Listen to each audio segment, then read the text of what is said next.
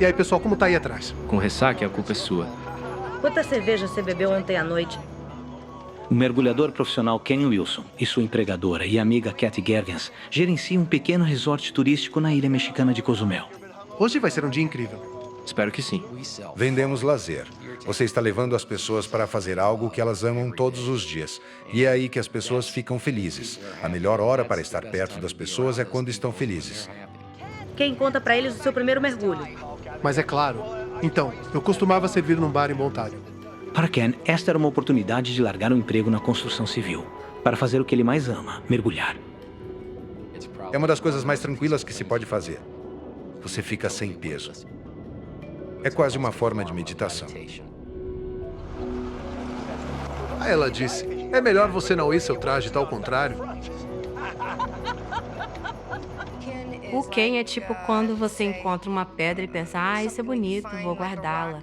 Então você começa a polir e descobre que é uma joia. Hoje, eles estão levando 2 clientes para ver as antigas ruínas maia na ilha. Vamos, pessoal. É o último dia de férias deles e amanhã todos retornam para casa. Chegamos. Esperem aqui. Tivemos 6 ótimos dias de mergulho. No 7º dia, decidimos passear pelas ruínas para abrir o apetite e tomar café da manhã. Precisa de um guia? Não, obrigado. Eu sou um bom guia. Não quero. Obrigado. O melhor que tem. As ruínas maias são tudo o que resta de uma civilização perdida que viveu na ilha há mais de 1000 anos. Ruínas maias.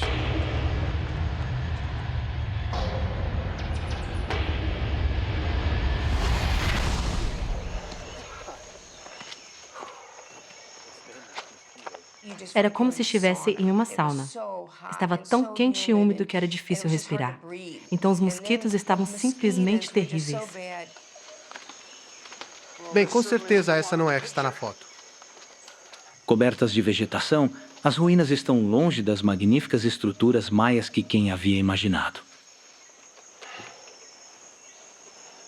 Vamos ver o que podemos encontrar adiante.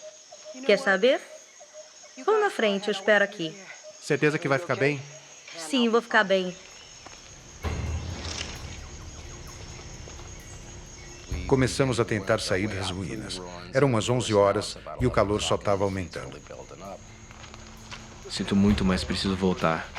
Não demora muito para que os outros 2 também se cansem do calor opressivo. Tudo bem, pode ir. Eu vou com ele. Eu disse que ia andar por mais uns 15 minutos. Provavelmente eu deveria ter voltado com eles.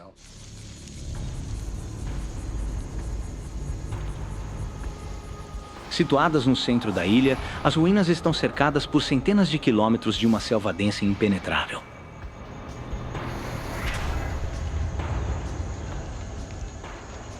Naquele momento, não havia quaisquer sinais ou marcadores, e a mata estava bastante fechada. Ken está determinado a encontrar a ruína que está no recibo do seu ingresso. Sem sorte, ele decide voltar. Eu precisava voltar. Cat estava com calor e precisava sair e pegar algo para beber. Mas não é tão fácil quanto ele pensa. Todos os caminhos parecem iguais. Então, atravessei uma interseção e depois outra.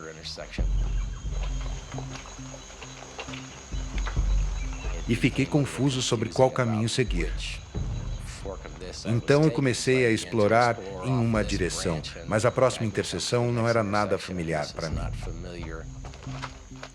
A rede de caminhos maias que, séculos atrás, ligava um edifício ao outro, agora é um labirinto coberto de vegetação.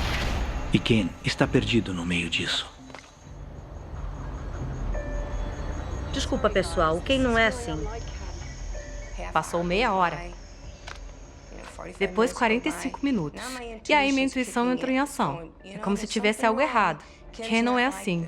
Isso é fora do seu caráter. O sol estava diretamente acima de mim. Eu não tinha senso de direção. Não sabia o que era leste, oeste, norte e sul. Estava começando a ficar realmente agitado. Precisava usar um pouco da adrenalina para me levar aonde precisava ir. E naquele momento, entrei em estado de pânico.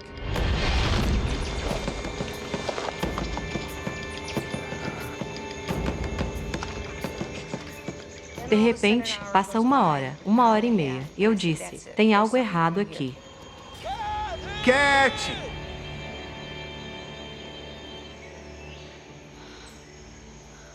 Não ouvimos ele. Então eu disse, vamos voltar para a entrada. Talvez ele esteja nos esperando lá. O que foi isso? Então eu ouvi um chamado bem fraco. É o Ken. Só pode ser ele. Ken! Nós estamos aqui! Ken! Nós estamos aqui! Cat!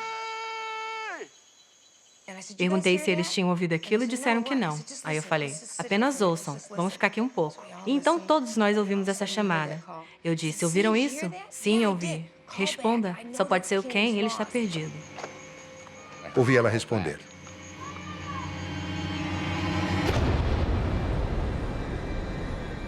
Pensando que consegue discernir a direção da voz de Cat, Ken comete um erro fatal. Tomei a decisão de deixar a trilha e seguir direto pela selva por onde ouvi o chamado.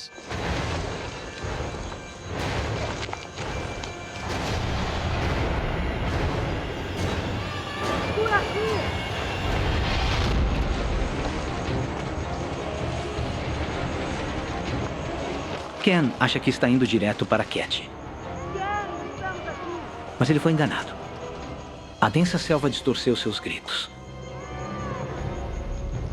E a cada passo que ele dá, ele vai para mais longe dela e mais adentro ao coração escuro de Cozumel.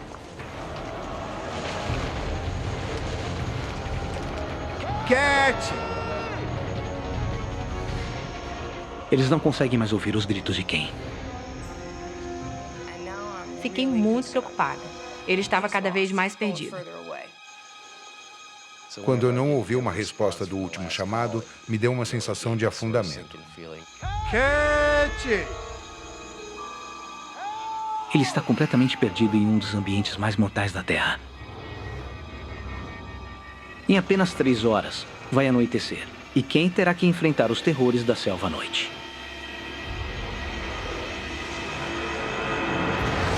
John. Ele está desaparecido há mais de 6 horas. E sua amiga Cat está cada vez mais preocupada. Pedi ajuda a alguns guias turísticos e perguntei se podiam nos ajudar. Sabe, um cara se perdeu lá dentro e não voltou com a gente. Estou realmente preocupada que ele não consiga voltar.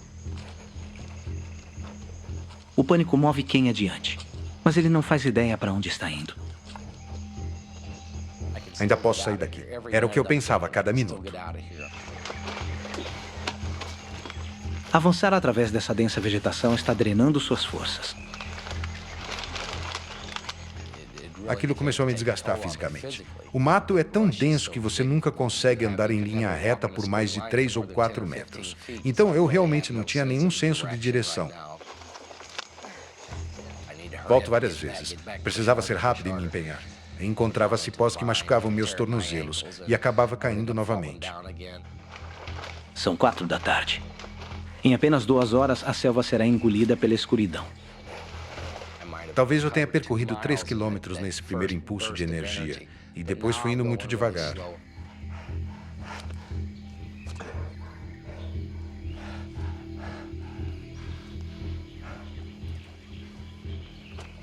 O sol estava se pondo e estava ficando cada vez mais escuro. Desesperado para escapar da selva antes do anoitecer, Ken se... Dia 7. Nos dias seguintes, Ken permanece na clareira, desesperadamente buscando comida e água.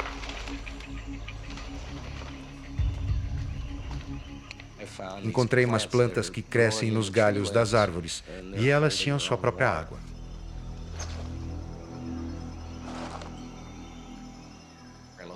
Olhava dentro, podia ter um caracol pequeno ou um sapinho ali. Era tipo, ok, essa água está ruim. E eu vasculhei por todo lado procurando por essas plantas porque simplesmente não há água suficiente. E eu estava realmente seco.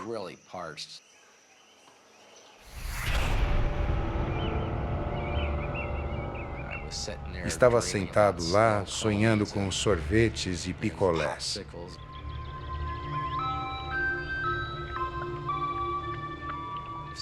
Se alguém aparecesse tentando me vender um sorvete, quanto eu pagaria? Acho que pagaria uns $800.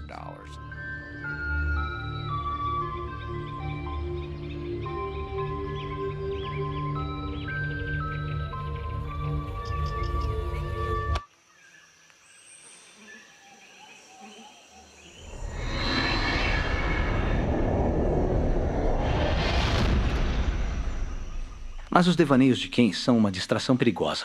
Ele precisa manter o foco na sobrevivência. Cada dia, o som distante das aeronaves de busca o atormenta. Ele não tem como chamar a atenção deles.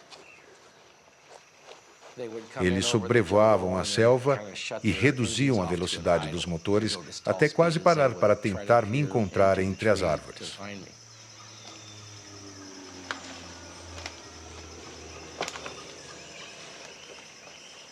Ken sabe que eles não conseguem vê-lo através da densa cobertura da selva.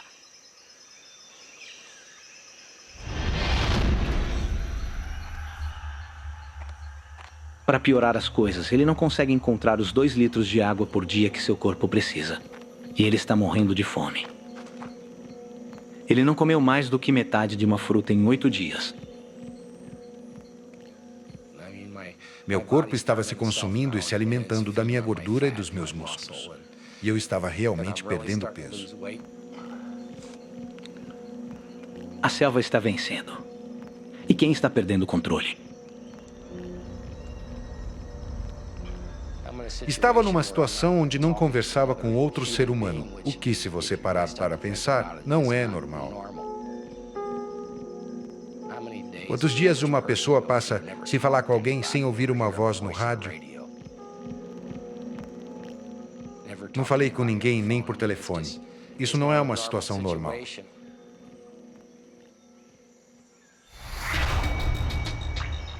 Quem teme perder a cabeça? E sem sinal de mais helicópteros, ele decide que precisa se mexer e salvar a si mesmo. Perdi 4 dias sentado lá. Então só me restou levantar e caminhar. Ele está indo direto pelo labirinto da selva, esperando encontrar um caminho ou estrada.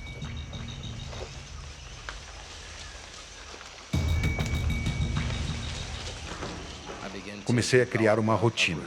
Assim que o sol nascia, eu precisava começar a caminhar. E quando o calor aumentava, eu tinha que passar de 3 a 4 horas sentado na sombra apenas para conservar a umidade do meu corpo.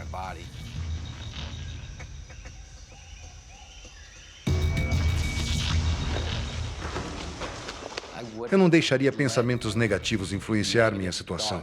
Se pensasse, meu Deus, isso é um desastre. Vou morrer aqui agora. E deixasse esse pensamento entrar na minha mente, talvez eu não sobrevivesse.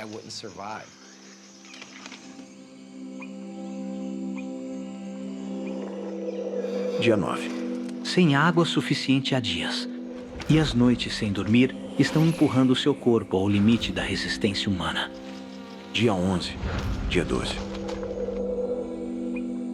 Eu não dormia por mais de 15 minutos seguidos porque sabia que havia uma ameaça dos animais selvagens.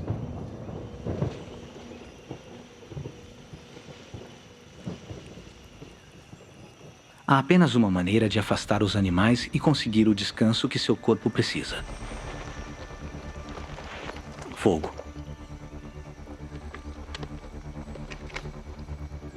Embora ele não tenha mais fósforos, ele pensou em uma alternativa inteligente.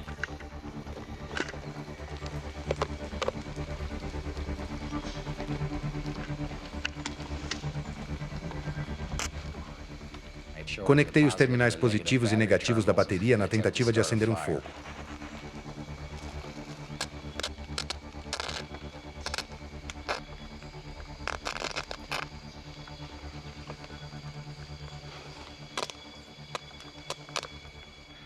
Não tinha energia suficiente para funcionar.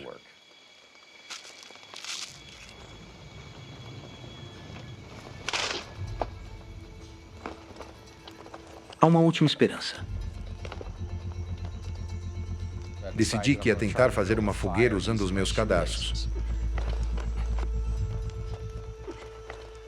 O atrito é a maneira mais antiga de acender um fogo. Com paciência, deve gerar calor suficiente para iniciar uma pequena chama.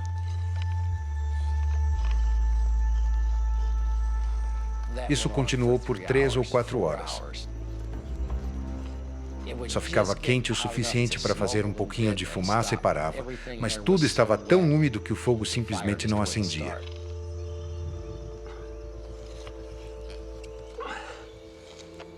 Vamos. Eu estava sentado no chão friccionando o graveto sem parar e pensei, isso não vai funcionar. E minhas costas estavam com uma dor insuportável.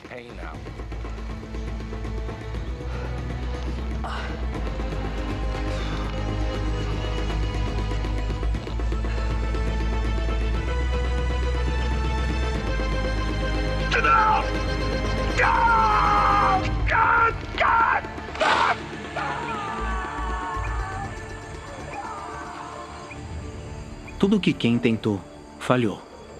Ele está perdendo a batalha. A selva começou a tomar seu corpo. E agora vai tomar sua mente.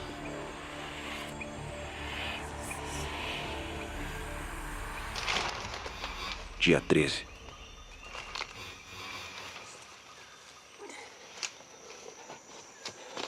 Nos últimos 13 dias, tudo o que ele teve para manter-se vivo foram alguns frutos podres e gotas de água das plantas. Pensava o tempo todo que aquilo poderia durar para sempre, que eu nunca sairia de lá. Sabia que não ia durar para sempre e eventualmente morreria. Mas não podia ficar pensando nisso. A desidratação está acabando com Ken. Eu sabia que precisava comer, mas a prioridade era a água. Meu corpo precisava de água.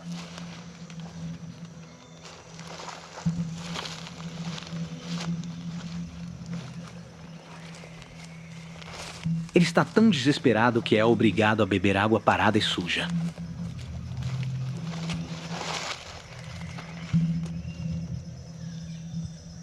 Eu estava usando a bolsa da câmera como filtro para tentar filtrar alguns dos contaminantes que pudessem estar naquela água quando vi um pequeno lagarto.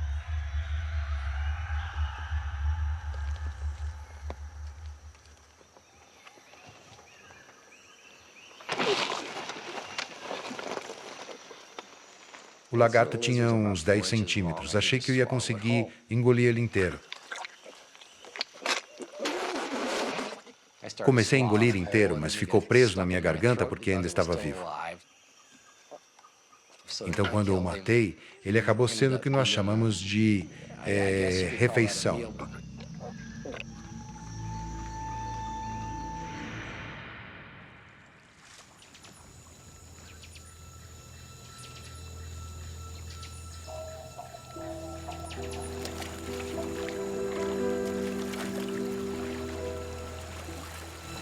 Benedict Allen, de 22 anos, sempre foi um sonhador. E ele está vivendo seu maior sonho até agora.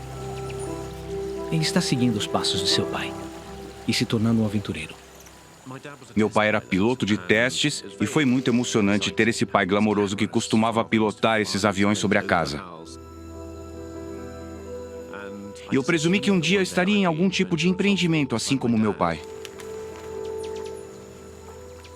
Eu só queria ser como um desses grandes exploradores como Cook, H.M. Stanley ou Livingstone.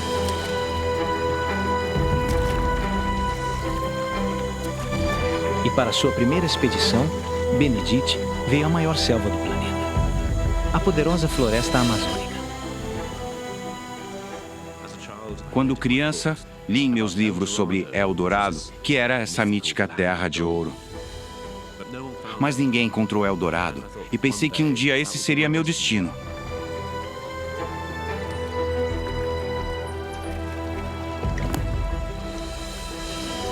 Seu companheiro nessa jornada é um cachorro de rua com quem ele fez amizade ao longo do caminho. Eu estava sozinho e aquele cachorro me lembrava dos meus cachorros em casa. E eu o chamei de Cachu, que em indiano significa cachorro. Então, para mim, ele era simplesmente um cachorro. Mas ele começou a ser mais do que um cachorro. Ele começou a ser meu amigo. Apesar de seu entusiasmo juvenil, Essa é a primeira grande aventura de Benedict. Ele está tentando atravessar mais de 1.600 quilômetros de floresta tropical densa e desconhecida. Então ele está confiando muito em 2 guias locais para ajudá-lo a sobreviver. Eles me ensinaram como me sentir confortável na floresta, que para mim era um lugar confuso.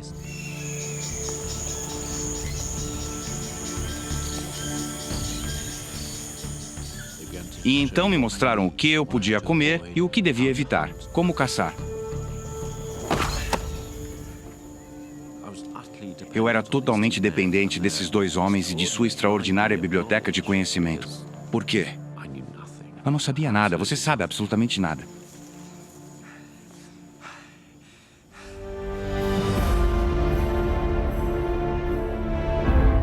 Durante 3 meses, eles se aprofundam na vasta floresta tropical e estão perto da suposta localização de Eldorado, a Cidade do Ouro.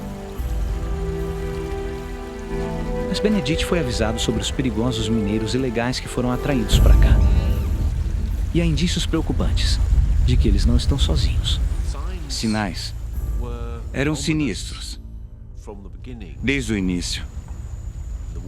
A água, apenas garrafas vazias de cachaça. E cachaça é uma espécie de rum barato. Havia a sensação de que havia forasteiros na floresta. Fui avisado de que eram assaltantes de bancos, ladrões, pessoas acusadas de assassinato.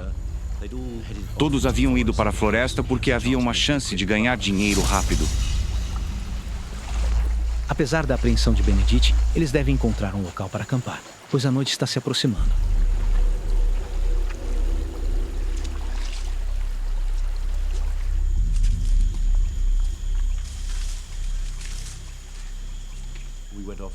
Saímos por entre as árvores e de repente nos deparamos com esse pequeno povoado.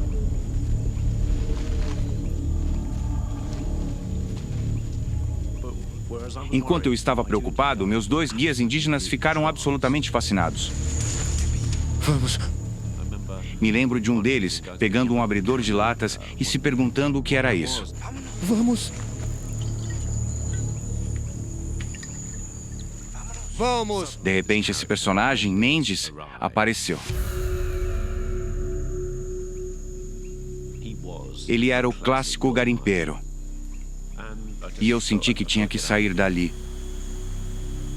Vamos. Vamos. O que está fazendo aqui? Estamos procurando o Eldorado. Eldorado? Estamos indo rio abaixo, em direção à foz do Amazonas. Não, meu amigo. Se você viajar para Yaxera, muito perigoso. As corredeiras estão perigosas. Mas posso te ajudar. Mendes me disse, olha, eu serei seu guia. Vou te levar rio abaixo em direção a Eldorado. Além disso, conheço uma trilha. Você poderá caminhar do rio até o mundo exterior. E que me diz? Será divertido. Eu pensei, talvez eu tenha julgado mal esse minerador de ouro. Talvez ele não seja tão ruim. E eu pensei, eu deveria seguir esse plano. Eu estarei indo na direção certa, pelo menos. Certo.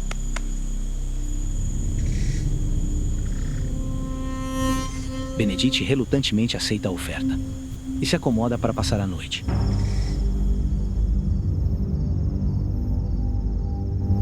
Mas, conforme a noite avança, ele tem uma sensação de que nem tudo é o que parece.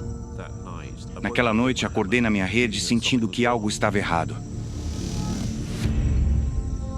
Uma sensação de desconforto e lembro-me de pensar que tenho que verificar as coisas.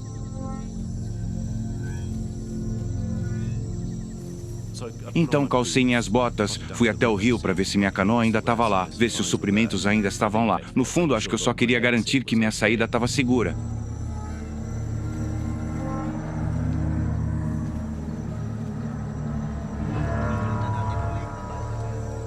Ouvi uma conversa entre Eduardo e Mendes. Eles estavam discutindo sobre mim. Eles estavam dizendo, por que não cortamos a garganta dele agora? Por que não cortamos a garganta dele agora? E quanto aos índios? Será que se importariam? Se o matarmos? Não. Eles não se importariam nem um pouco. Sentia um medo crescente e a adrenalina começou a pulsar nos meus ouvidos. Venha.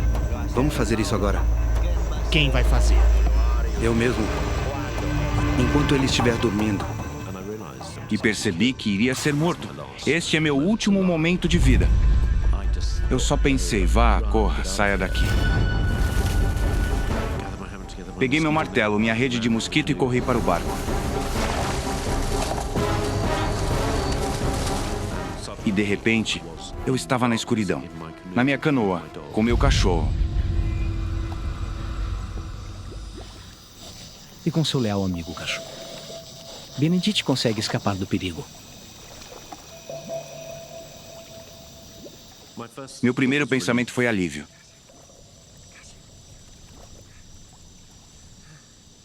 Foi então que tive essa terrível e crescente percepção de que eu não estava seguro.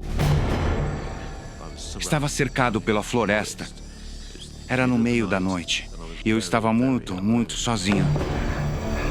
Sem seus guias, Benedict agora está preso em mais de 5 milhões de quilômetros quadrados de floresta tropical. Sem ninguém para lhe mostrar a rota de saída. Eu realmente não estava no final de um pesadelo, mas no começo de um... Cachorro! Vamos dar o fora daqui.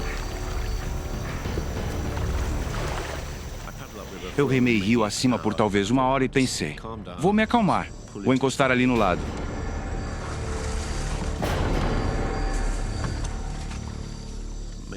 Fiz um pequeno acampamento e pensei que precisava aceitar essa nova situação.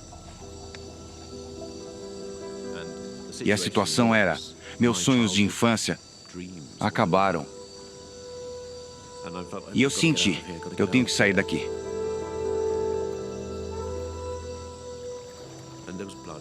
E havia sangue pulsando em minha cabeça. E não sabia o que havia na floresta. E eu não me conhecia, na verdade. Eu não sabia se tinha a capacidade de sobreviver.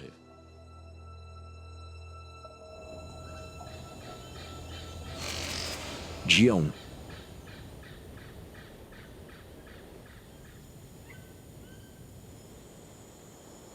Quando a primeira luz surgiu, pude ver essa floresta absolutamente imensa e lá estava eu, no meio dela, absolutamente sozinho. Foi aterrorizante naquela primeira manhã.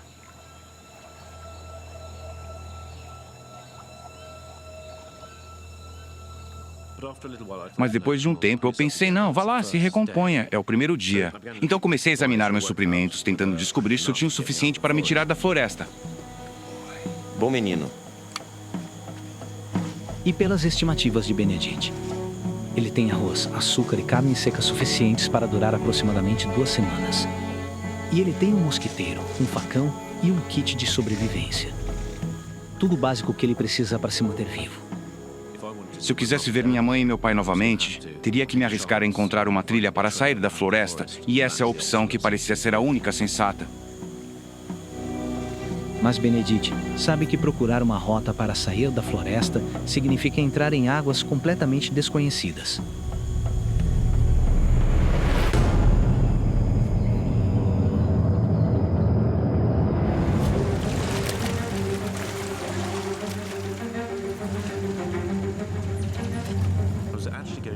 Na verdade, eu estava indo para o interior. Eu estava subindo o rio. Então, no momento, até encontrar aquela trilha, eu estava caminhando rumo ao nada.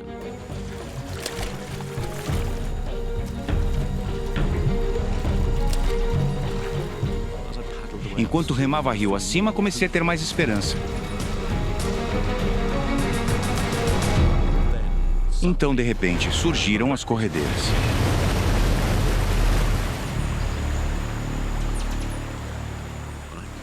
Lembro-me de pensar, vamos, Benedict, se recomponha, você tem que sair daqui.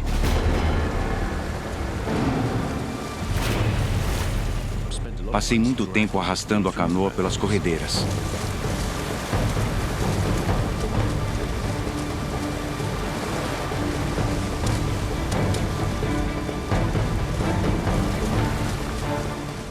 Foi um trabalho imensamente difícil. Parecia interminável. Eu estava sempre lutando contra esse rio.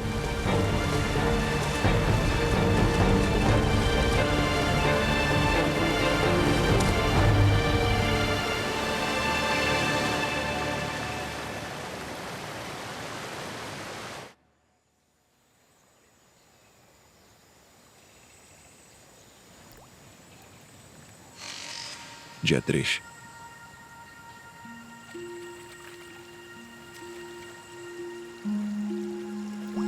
Depois de 3 dias no rio, lutando contra inúmeras corredeiras, a dura realidade está chegando para Benedict. Ele está indo cada vez mais fundo na floresta. E ainda não há sinal da trilha.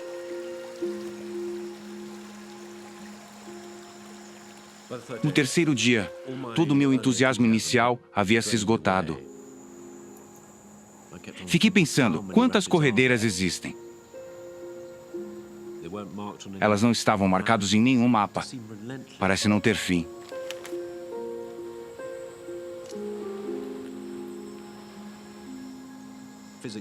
Fisicamente, eu me sentia destruído. Minhas mãos estavam em frangalhos e bolhas por toda parte, queimaduras da corda.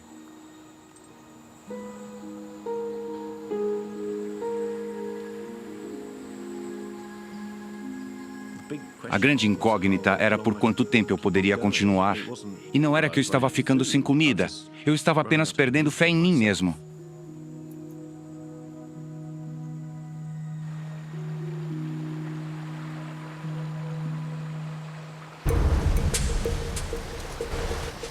No meio da tarde, parecia que Benedict e Cachu haviam passado pelo pior das corredeiras. Eles agora podem continuar a busca por uma saída da floresta. Lembro-me de começar a remar até a água limpa, mas eu ainda não tinha ido longe o suficiente. De repente, descobri que a situação estava fora de controle. Comecei a voltar e isso se tornou absolutamente aterrorizante. Percebi que estava lutando pela minha sobrevivência. Eu precisava manter essa canoa em pé. Mas então, bum! A canoa se despedaçou com o impacto. Tudo agora acabou na água. O cachorro, os suprimentos e eu. Foi um momento de terror absoluto, quando percebi que não estava perdendo apenas meus pertences, mas na verdade eu estava tendo que lutar pela minha vida. Eu estava engasgado na água, tentando recuperar o fôlego.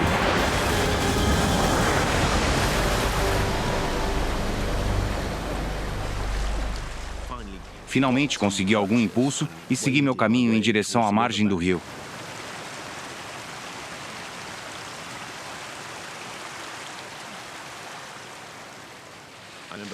Lembro-me de tentar entender a situação, e a situação era que eu tinha perdido praticamente tudo o que eu precisava para sobreviver. E perdi meu companheiro, Cachu, o cachorro.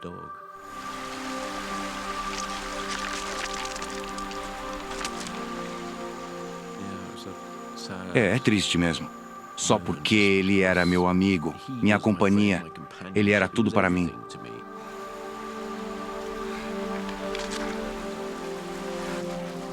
Enquanto Benedict se senta na margem do rio, ele percebe que junto com Cachu, suas esperanças de sobrevivência estão lentamente se afastando.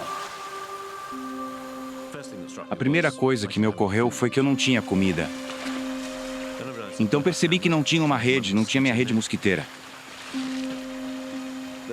Há tantas preocupações passando pela minha cabeça. Eu acabaria morrendo de fome? Eu morreria lentamente de malária? Era difícil imaginar como eu iria acabar, mas de qualquer forma, não parecia provável que eu veria minha família novamente. Benedict sabe que ninguém o procurará, porque sua expedição não deve terminar em pelo menos 3 meses.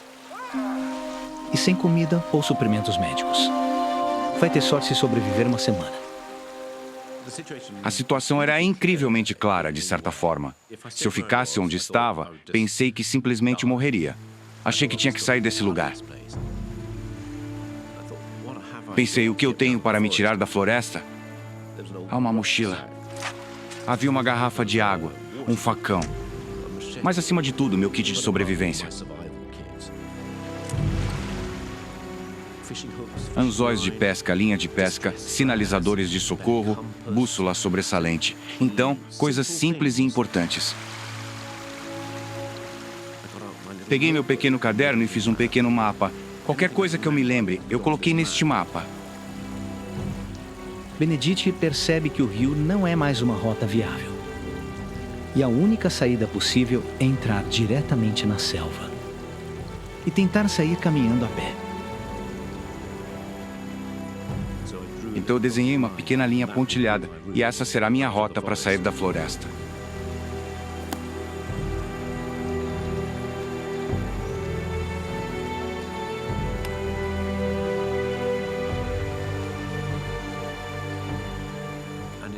E foi um grande momento quando eu me afastei da luz do sol para o desconhecido.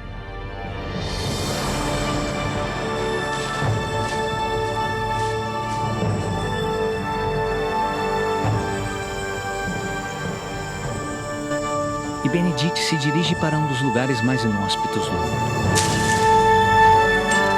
A floresta amazônica.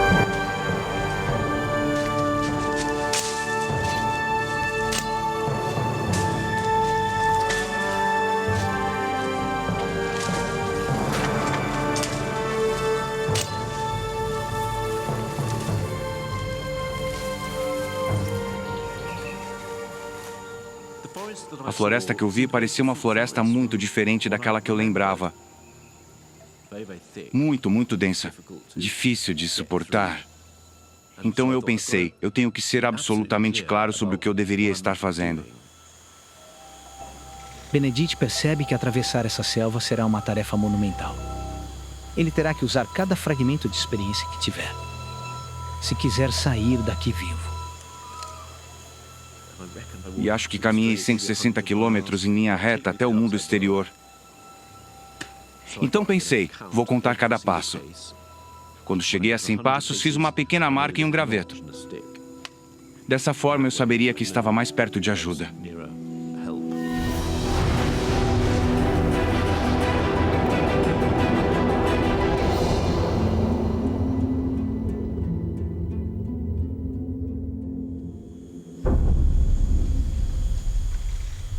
Durante horas, Benedict luta pela selva.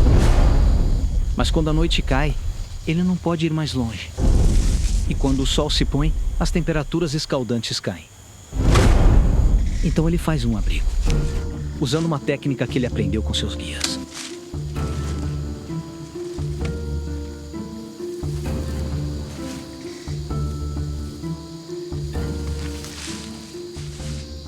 Pense, até que não ficou tão ruim. Deu até um certo orgulho.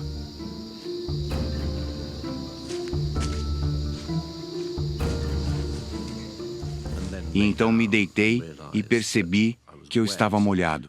Há mais umidade saindo do chão.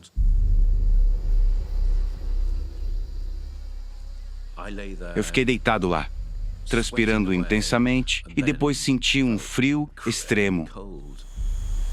A realidade brutal é que Benedict não está nem um pouco preparado para isso.